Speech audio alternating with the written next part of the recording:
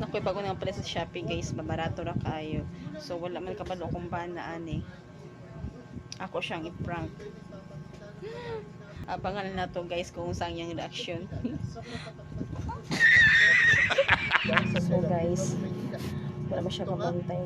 Ako ibutang din ang cellphone guys. Salamat po kung saan yung reaction. Para siya guys, oh. Busy ka naglantaw TV. Huwag siya ka malimanin sa kumbuhaton guys. Ng kanilang mga makabaw ng bawat isa.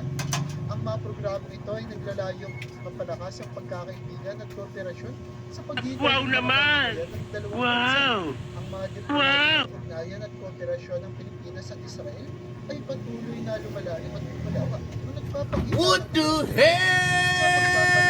Oh my God! No way!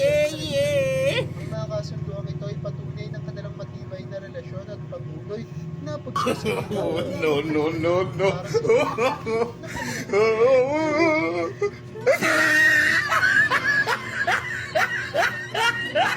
Noong 2021 sa gitna ng pandaigdigang pandemya ng COVID-19, humingi ng tulong ang Pilipinas sa Israel upang mapabuti ang kanilang programa sa pagbabakuna. Dahil sa